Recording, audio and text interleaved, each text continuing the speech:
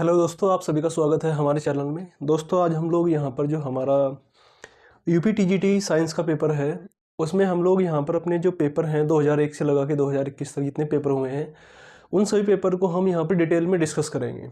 Discuss करने से लाभ ये मिलेगा कि उसमें जो कॉन्सेप्ट आए हुए हैं, अगर उस कॉन्सेप्ट से 2025 में भी सवाल आता है तो आप उसको ईजिली कर पाओगे।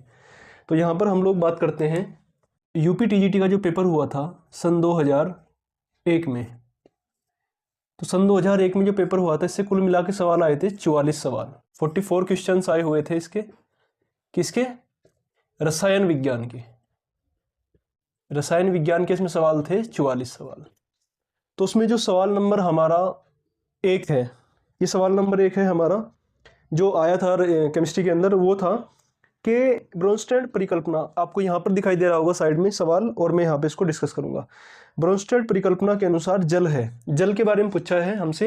ये क्वेश्चन नंबर हमारा नंबर इसका 37 है इसमें सीरीज में। ये हमारा पहला सवाल है वैसे। तो ब्रोंस्टेड परिकल्पना क्या होती है दोस्तों? सबसे पहले हम बात करते हैं ब्रोंस्टेड परिकल्पना के बारे में। ब्रोंस्टेड परिकल्पना, तो ब्रोंस्टेड परिकल्पना के अनुसार जो अम्ल होता है, अम्ल क्या होता है? जो H पॉजिटिव देंगे वे पदार्थ जो H पॉजिटिव दे सकते हैं, H प्लस आयन दे सकते हैं, उनको हम लोग बोलते हैं अम्ल। H प्लस देने वाले उनको कहा जाता है अम्ल। तो अक्षार क्या होंगे? अक्षार उनको कहा जाता है जो H प्लस आयन को ग्रहण करते हों, ग्रहण करने वाले, इनको हम लोग बोल देंगे क्या? अक्षार। इसका एग्जाम्पल क्या क्या है हमारे पास? तो दोस्तों हमारे पास इसके एग्जाम्पल है जो हमारे पास यहाँ पर अम्ल है। अम्ल जैसे हमारे पास हो गया H2SO4 हो गया, HNO3 हो गया, जल हो गया, ये भी H पॉजिटिव आयन देता है। तो इनको हम लोग अम्ल बोलते हैं। अक्षार कौन से होंगे? अक्षार में होते हैं जो H पॉजिटिव ग्रहण कर सके। जैसे हमारे पास क्या हो गया? जैसे हमारे पास हो गया NH3, जैसे हमारे पास हो गया CH3OH, जैसे हमारे पास हो गया जल। ये अमोनिया है, ये मैथिल अल्कोहल है, और ये क्या है? जल है। तो ये वे हैं जो H पॉजिटिव को देंगे तो ये होंगे अम्ल, और ये ग्रहण करेंगे तो इसको बोलते हैं अक्षार। अब वो कौन सा है जो दोनों काम करता है? तो जल होता है। जल क्या काम करता है? जल H पॉजिटिव को ग्रहण करेगा तो क्या बनाएगा? तो ये बनाता है H3O+ हाइड्रोनियम आयन बनाएगा। इसके बाद अगर जल की बात करें तो जल एक काम ये भी करता है, ये H पॉजिटिव देने का भी काम करता है, H+OH-। तो जल ने H पॉजिटिव दिया भी और H पॉजिटिव को ग्रहण भी करे, इसलिए क्या है? ये ब्रोंस्टेड परिकल्पना के अनुसार अम्ल व अक्षार दोनों की तरह काम करता है। तो इसका ऑप्शन नंबर बैठेगा हमारा, इसका ऑप्शन बैठ जाएगा C, यानी कि तीसरे वाला। अगला सवाल है दोस्तों हमारा, ये है सवाल मैं पढ़ता हूँ एक बार, लिखा हुआ इधर। एक ऑक्सीकारक वह पदार्थ है जो कर सकता है। तो हमें यहाँ ऑक्सीकारक के बारे में पढ़ना है। Question number 38। अब बात यह है कि ये ऑक्सीकारक क्या होता है? ऑक्सीकारक, तो दोस्तों जो ऑक्सीकारक है, ऑक्सीकारक क्या होता है? ऑक्सीकारक करते हैं ये क्या करते हैं? दूसरे का ऑक्सीकरण कराते हैं और खुद इलेक्ट्रॉन ग्रहण करते हैं। तो मतलब इलेक्ट्रॉन को ग्रहण करने वाले, इलेक्ट्रॉन क्या करते हैं दोस्तों? ये ग्रहण करते हैं और दूसरे पदार्थ को ऑक्सीकृत कर देते हैं। दूसरे पदार्थ को ऑक्सीकृत करते हैं। क्या करते हैं? ऑक्सीकृत, ये यहां से हटा देते हैं, ऑक्सीकृत करते हैं। इसके क्या क्या एग्जाम्पल है हमारे पास दोस्तों? इसके एग्जाम्पल है, जैसे हमारे पास एग्जाम्पल हो गया H2O2 हाइड्रोजन पेरोक्साइड, जैसे क्लोरीन, जैसे फ्लोरीन हो गया। और भी है हमारे पास, जैसे HNO3 हो गया, जैसे KMNO4 हो गया। ये सब ऑक्सीकारक की तरह काम करते हैं, दूसरे के इलेक्ट्रॉन को निकालने का काम करते हैं। तो ये ऑक्सीकारक हो गए। इसके अलावा एक चीज और सीखते हैं अपचायक के बारे में। अपचायक क्या होता है दोस्तों? अपचायक इसका जस्ट उल्टा है, इलेक्ट्रॉन देने वाले। ऑक्सीकारक आया हुआ है कि आता अपचायक आ जाए, आगे आता है सवाल। अपचायक में होते हैं जो दूसरे को इलेक्ट्रॉन दे सकते हैं। तो इलेक्ट्रॉन को देने वाले, देने वाले, या फिर दूसरे पदार्थ को, दूसरे पदार्थ को क्या करेंगे? दूसरे पदार्थ को अपचयित कर देंगे। अपचयित, अपचयित का मतलब होता है अपचयित करने वाले, इलेक्ट्रॉन देने वाले की बात करते हैं।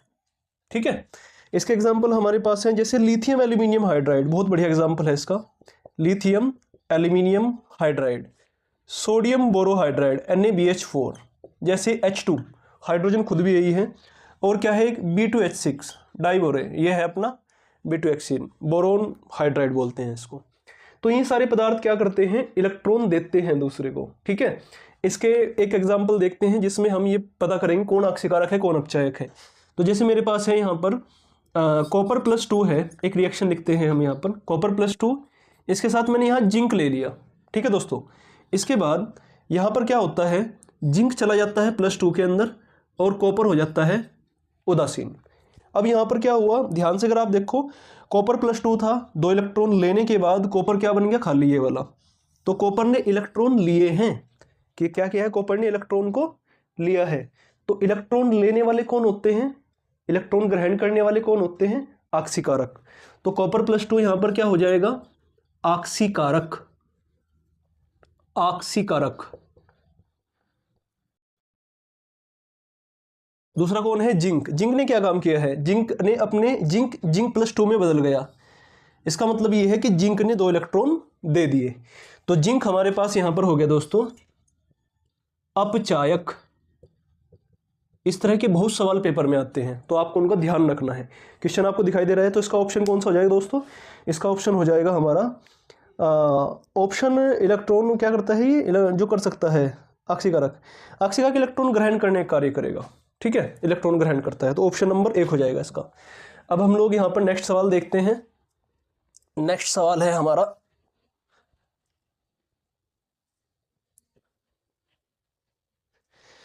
अगला सवाल है वह गैस, ये तो उसका हो जाएगा। अब ये है विलयन का प्रसारण दाब बढ़ता है यदि, यहाँ पर ये सवाल है मेरे पास, सवाल नंबर 41 है सीरीज के अंदर। वैसे हमारा सवाल कौन सा होगा, ये सवाल होगा हमारा तीसरा सवाल। तो बात ये है कि देखो क्वेश्चन तो कर ही लेंगे, थोड़ा सा कंसेप्ट सीखते हैं। ये प्रसारण दाब क्या होता है, प्रसारण दाब। आप लोगों ने देखा है ना, जब किशमिश को पानी में डालते हैं तो किशमिश फूल जाती है, क्यों फूलती है, इसके पीछे एक पूरा कंसेप्ट है। फिलहाल हम यहाँ पर देखते हैं प्रसारण दाब क्या होता है। परिभाषा क्या है इसकी, किसी विलयन पर लगाया जाने वाला वह न्यूनतम दबाव जिससे अर्धपारगम्य झिल्ली के जरिए विलायक का प्रवाह रुक जाए। लिख देते हैं इसको, किसी विलयन पर लगाए जाने वाला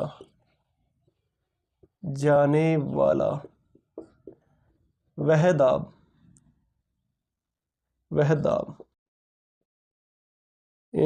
दाब जिससे अर्धपारगम्य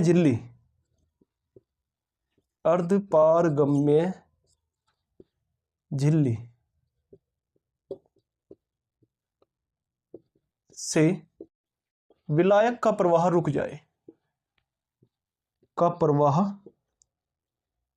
रुक जाए, जैसे ये देखिए आप यहां पर एक विलयन है और यहां पर ये है हमारे पास शुद्ध विलायक है मान लिया।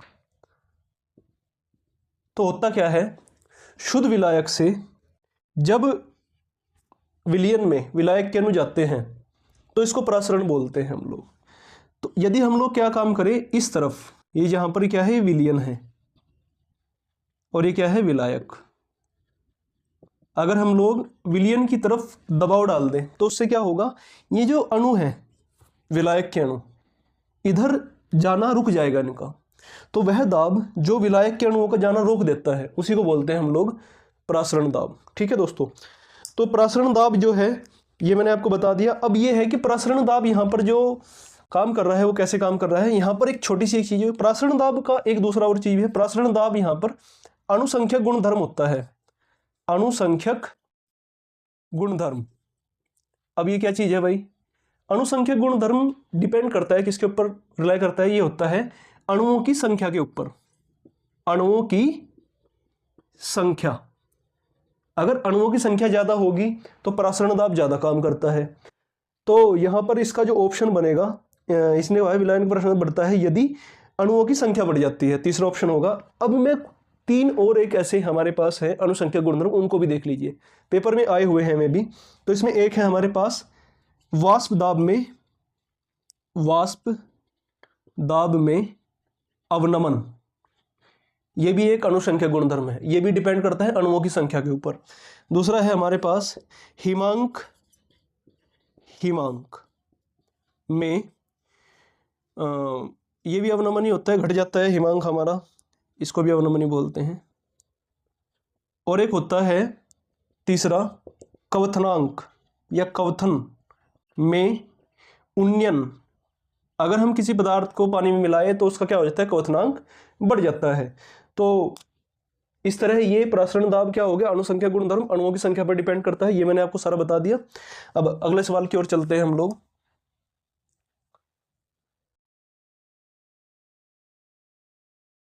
अगला सवाल है दोस्तों हमारा, ये है इधर क्वेश्चन आपको दिखाई दे रहा है यहाँ पर 42 क्वेश्चन है ये, सवाल नंबर 24वां।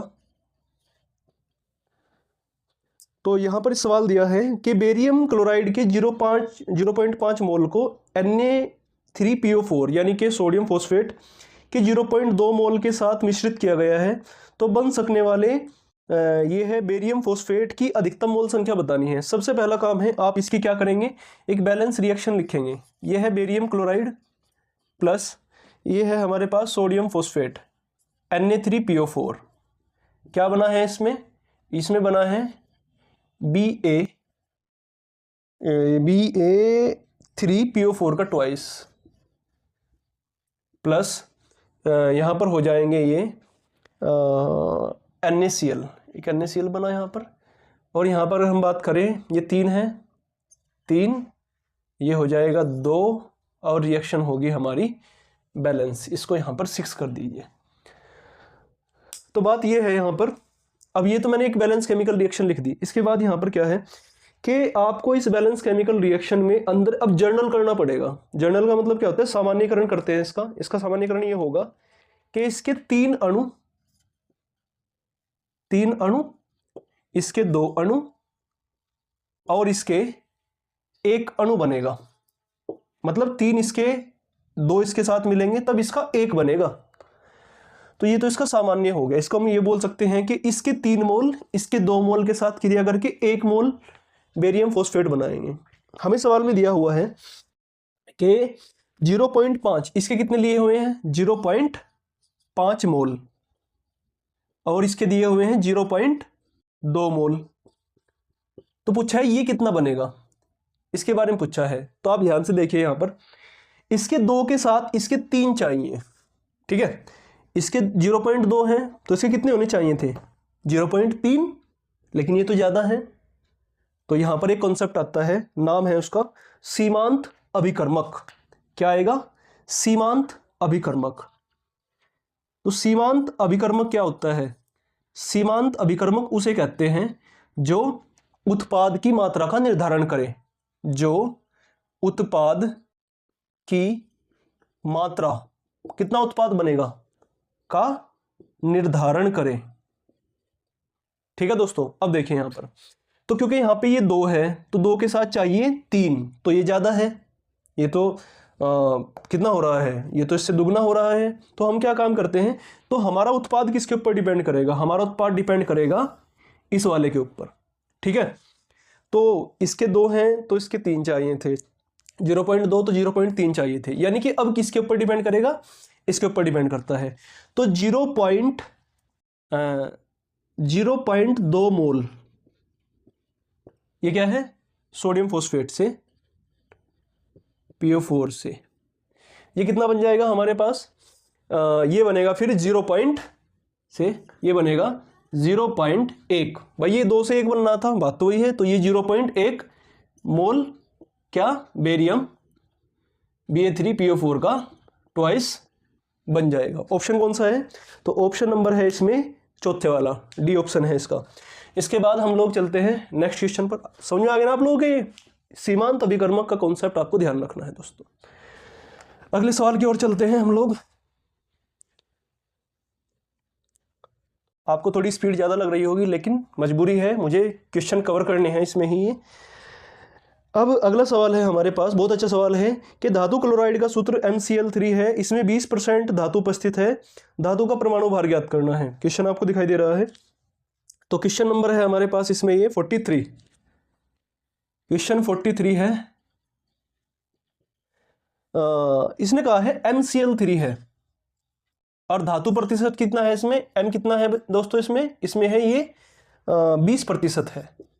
तो हमें यहाँ पे बताना है कि धातु का जो परमाणु भार है वो कितना होगा। कैसे करेंगे इसको, सबसे सिंपल है भाई, धातु का प्रतिशत है इतना, तो धातु का प्रतिशत निकालने का तरीका क्या होगा, यहाँ धातु, ठीक है, डिवाइड धातु MCl3 और यहाँ पर कितना है इसका 20%, यानी कि ये हो जाएगा।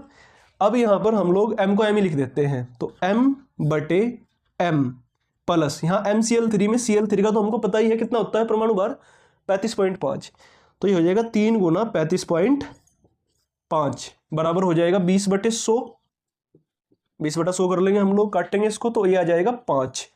अब 5 की मल्टीप्लाई इधर कर दो तो ये हो जाएगा 5M बराबर 5 प्लस 5 नहीं M प्लस ये हो जाएगा 5 यार मल्टीप्लाई करना चाहते हो, चलो क्या जरूरत है, हम लोग इसको डिवाइड कर देंगे। ये हो जाएगा 3 × 35.5, M इधर आएगा तो 5 में से एक M गया, कितने बच गए 4M बराबर आएगा 3 गुना 35.5। इसके बाद हम लोग क्या काम करेंगे, M बराबर हो जाएगा 3 गुना 35.5 डिवाइड 4, 4 से डिवाइड करेंगे तो यह आ जाएगा हमारा 3 गुना 4 × 36 होते हैं, 4 × 8 = 32, अब कितने बच गए यहाँ पर 3 और ये बच गया 5, फिर 4 × 8 = 32, ठीक है, और फिर ऐसे ही ये करता चला जाएगा। अब यहाँ पे बच जाएगा 3, फिर से हम लोग करेंगे 4 × 7 = 28, तो ये आ जाएगा 8 × 24। इसको आप लोग करोगे तो इसका आंसर जो बनेगा लगभग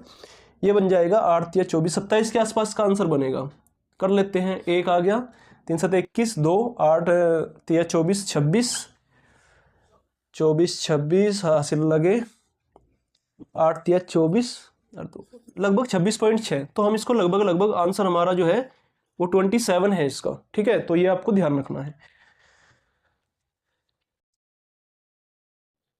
अगला सवाल है दोस्तों हमारे पास क्वेश्चन नंबर 44, सवाल नंबर 44। तो इस सवाल के अंदर पूछा हुआ है IPSC नाम। तो IPSC नाम देखिए, वैसे तो ऑप्शन से इसके सवाल हो जाते हैं, लेकिन बेसिक्स पता होने चाहिए। तो जो मेरी दूसरी सीरीज़ है उसमें मैं पूरा का पूरा डिस्क्रिप्टिव कर रहा हूँ, जिसमें सारी चीज़ें आपको खोलकर बताई जा रही हैं, तो वो आप वहाँ पर देख लीजिएगा। फिलहाल मैं इसको बताता हूँ सवाल क्या है।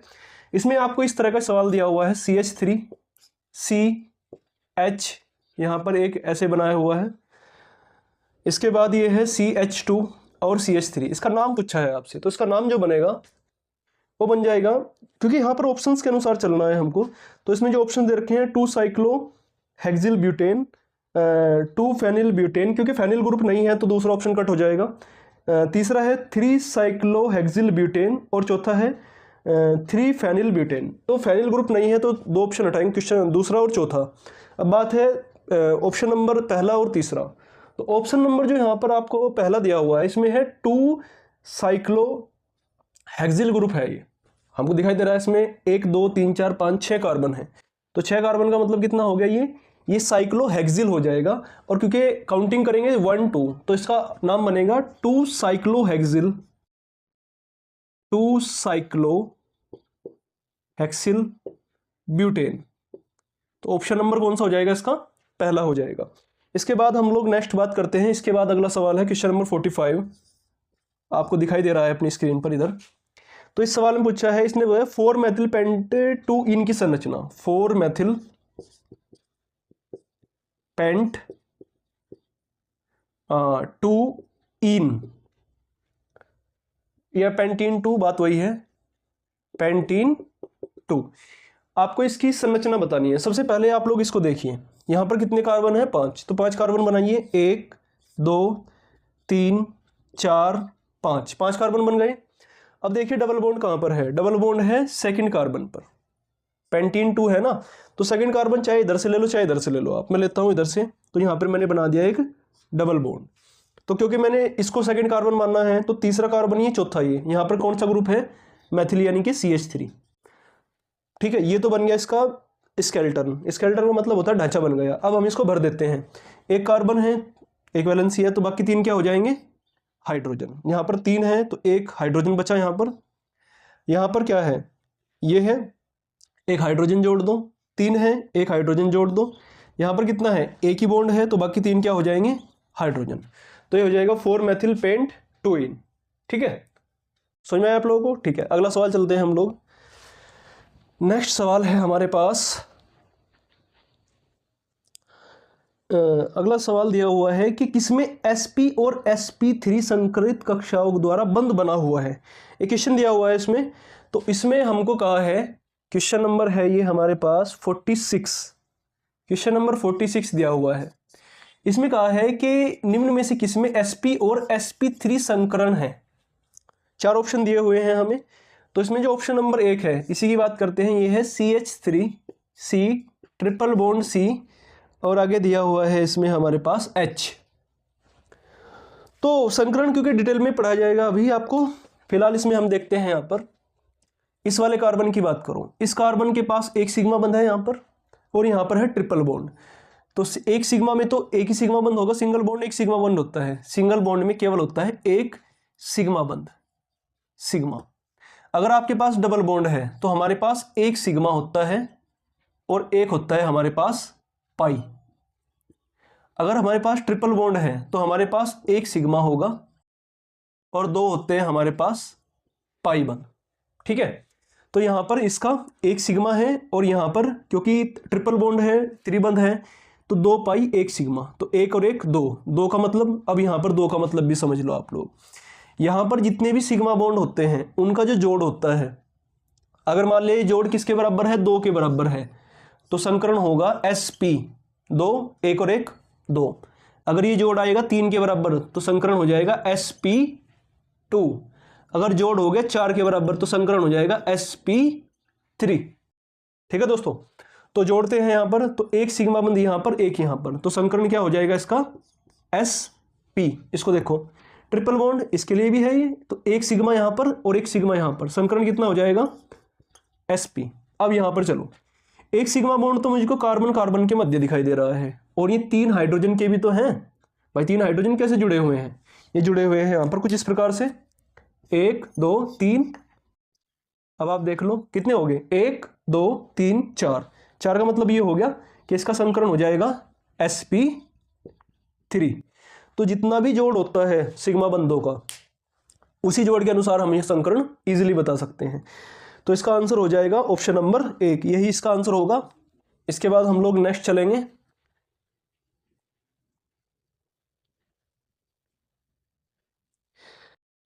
अगला सवाल है हमारे पास, निम्न में से कौन सा विलोपन अभिक्रिया का उदाहरण है। तो बहुत अच्छा सवाल है ये। इसके भी के मैं आपको कंसेप्ट सिखाता हूँ। ये काफ़ी सारे सवाल आते हैं, आप उनको टैकल कर पाओगे आज के बाद। तो क्वेश्चन है मेरे पास 47। तो 47 में सबसे पहले पूछा है इसने कि विलोपन अभिक्रिया का उदाहरण है। वैसे तो देखो इसका सिंपल से मैं आपको बताता हूँ, विलोपन इसमें एथेनॉल का निर्जलीकरण है, क्वेश्चन जो आंसर नंबर 2 है वो है। लेकिन हम यहाँ पर बात करेंगे थोड़ा सा विलोपन अभिक्रिया के बारे में। विलोपन अभिक्रिया, ये विलोपन अभिक्रिया क्या होती है। विलोपन का मतलब विलोप करना, सिंपल सा है।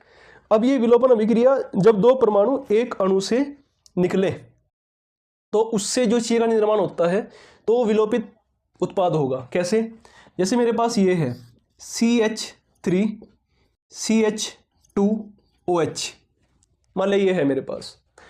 अब मैंने क्या किया, इसको अम्ल के साथ मिलाया, अम्ल।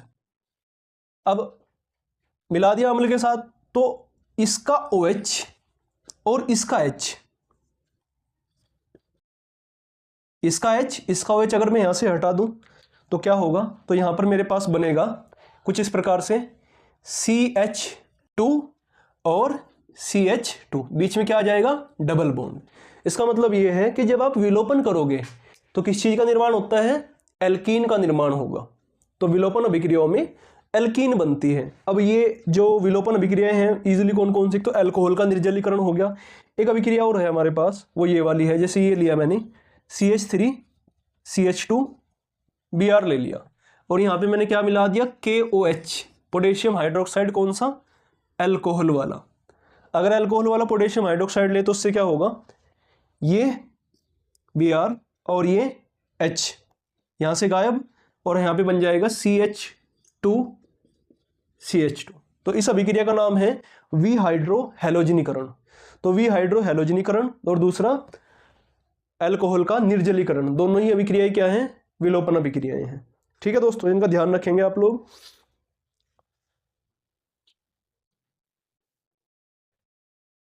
नेक्स्ट क्वेश्चन पे चलते हैं दोस्तों। क्वेश्चन नंबर है हमारे पास 49, सवाल नंबर 49 है हमारे पास। इस सवाल में हमें कहा गया है, स्क्रीन पर आपको दिखाई दे रहा होगा, क्वेश्चन है कि निम्न में से कौन सा यौगिक ज्यामितीय समावयवता प्रदर्शित करता है। ज्यामितीय समावयवता, अब ये जो ज्यामितीय समावयवता है ये क्या होती है, ज्यामितीय समावयवता। तो अगर मैं ज्यामितीय समावयवता, ये एक त्रिविम समावयवता होती है। तो पहला पॉइंट है ये त्रिविम समावयवता है, त्रिविम, जिसको हम स्टीरियो आइसोमेरिज्म भी बोलते हैं। तो पहला तो त्रिविम समावयवता होगी। अब ये कहाँ देखने को मिलती है, एक तो देखने को मिलती है ये एल्कीन में, और एक देखने को मिलती है साइक्लो कंपाउंड में, साइक्लो यौगिकों में देखने को मिलती है कौन सी, ज्यामितीय समावयवता। अब एल्कीन में आपको कैसे देखने को मिलेगी ये, तो एल्कीन में ये होती है दो प्रकार की। सबसे पहली होती है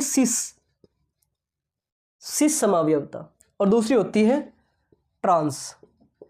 अब ये सिस क्या है, तो सिस जो होती है, सिस में इस प्रकार से होती है कुछ, जब एक जैसे समूह या समान समूह एक तरफ हो, जैसे ये है, ये ए है, ये ए है, यहाँ पर चाहे BC हो उससे कोई फर्क नहीं पड़ता, D कर देते हैं।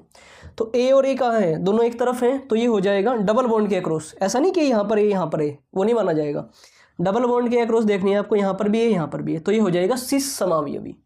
अगर मैं ट्रांस की बात करूँ तो ट्रांस में क्या होता है, डबल बॉन्ड है मान लिया मेरे पास, यहाँ पर है A और एक A जस्ट इसके क्या है, अपोजिट है, एक इधर है तो एक इधर है, एक दूसरे के अपोजिट है, तो इसको बोला जाता है ट्रांस। तो यहाँ पर ज्यामितीय समावयवता त्रिविम है, एल्कीन और साइक्लो में देखने को मिलती है। तो इसमें क्या हो जाएगा, ये हो जाएगी अपनी सिस और ये हो जाएगी अपनी ट्रांस। जब विपरीत हो तो उसको बोलते हैं ट्रांस। तो इसका ऑप्शन बनेगा हमारा, कौन सी ज्यामितीय समावयवता है, तो यहाँ पर हम लोग ऑप्शन बना देंगे, ऑप्शन नंबर A है हमारे पास, यही इसका आंसर होगा। अब हम लोग चलते हैं नेक्स्ट सवाल पर। हमारे सवाल नंबर नेक्स्ट है हमारे पास, NH3 का क्वथनांक pH3 से अधिक क्यों होता है, इसके बारे में पूछा हुआ है। NH3 का क्वथनांक की बात की है, क्वेश्चन नंबर है 50। तो NH3 का क्वथनांक अधिक है pH3 से, तो उसका सिंपल सा एक कारण होता है, इसका कारण है हाइड्रोजन आबंध। NH3 में क्या होता है, हाइड्रोजन आबंध होता है, इसीलिए उसके अणुओं के मध्य आकर्षण बल अधिक होता है। जब आकर्षण बल अधिक होगा तो क्वथनांक अपने आप ही ज़्यादा हो जाता है। अब बात यह है, ये हाइड्रोजन बंध आबंध या हाइड्रोजन बंध क्या होता है। तो अगर मैं हाइड्रोजन बंध की बात करूं तो हाइड्रोजन बंध कब बनेगा, जब हमारा जो हाइड्रोजन है या तो किसके साथ जुड़ा हो, फ्लोरीन के या ऑक्सीजन के या नाइट्रोजन के। जब अपना हाइड्रोजन इन तीनों में से किसी के साथ जुड़ा हुआ है, ऐसा हाइड्रोजन की प्रकृति होती है हाइड्रोजन बंध बनाने। एग्जाम्पल क्या क्या है, देखो जैसे HF हो गया, तो HF के अणुओं के मध्य हाइड्रोजन बंध होगा। जल हो गया मेरे पास H2O, जल के अणुओं के मध्य हाइड्रोजन बंध है। NH3 हो गया, तो NH3 के अणुओं के मध्य क्या होगा, हाइड्रोजन बंध। तो हाइड्रोजन बंध कब बनता है, जब हाइड्रोजन या तो फ्लोरीन के साथ हो, ऑक्सीजन के या फिर नाइट्रोजन के साथ हो। अब हम लोग नेक्स्ट बात करते हैं कि ये जो हाइड्रोजन बंध है ये कितने प्रकार का होता है, इसके सवाल आगे आपको देखने को मिलेंगे। तो हाइड्रोजन बंध यहाँ पर होता है दो प्रकार का, एक तो होता है इंटरमोलिक्यूलर, इंटरमोलिक्यूलर, एक होता है इंट्रामोलिक्यूलर। अब ये इंटरमोलिकुलर जो है मेरे पास, इंटरमोलिकुलर हाइड्रोजन बंध जो होता है इसका हिंदी में नाम है अंतराण्विक, अंतराण्विक हाइड्रोजन बंध। और ये होता है अंतः आणविक, अंतराण्विक और अंतः आणविक। फर्क क्या है बताता हूं थोड़ा सा। जो इंटरमोलिकुलर हाइड्रोजन बंध है ये होता है अणुओं के मध्य। मान लिया एक अणु ये है और एक अणु ये है, इनके मध्य जो हाइड्रोजन बंध बनता है उसे बोलते हैं इंटरमोलिकुलर हाइड्रोजन बंध। एक हाइड्रोजन बंध होता है जो एक ही अणु में परमाणुओं के मध्य होता है। ये मान लिया कोई परमाणु है, हाइड्रोजन है, इनके मध्य जो होता है वही होता है अंतः अणुक हाइड्रोजन बंध या इंट्रामोलिकुलर हाइड्रोजन। एग्जाम्पल क्या है, जैसे जल हो गया, जैसे जल हो गया ये H2, ये ऑक्सीजन, ये हाइड्रोजन के साथ गया इधर, तो इस तरह जो हाइड्रोजन बंध बनता है उसी को बोलते हैं इंटरमोलिकुलर।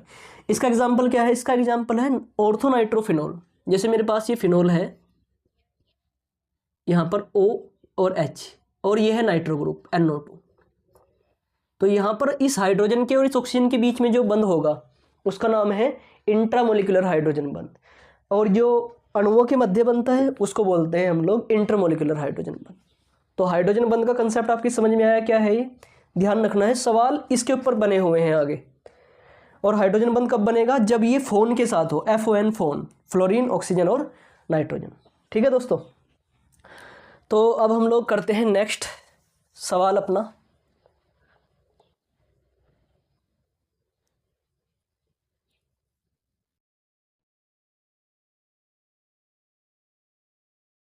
नेक्स्ट सवाल है हमारे पास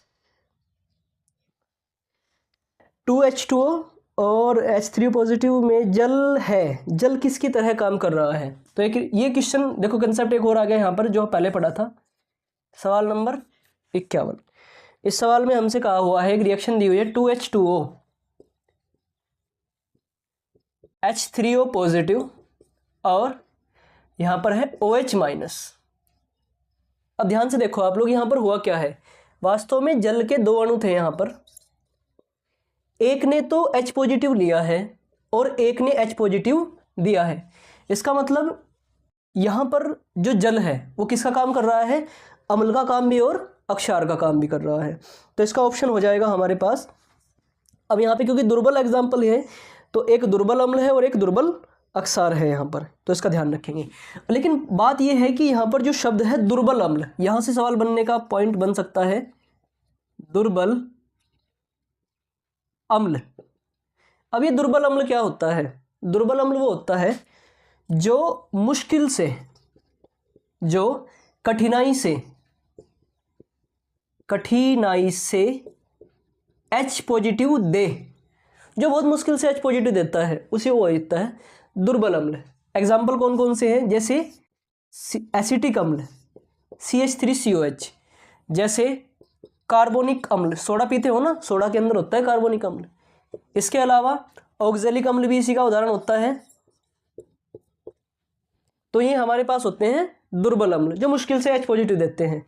इसके अलावा एक होता है हमारे पास दुर्बल अक्षार, को भी देख लेते हैं, दुर्बल अक्षार।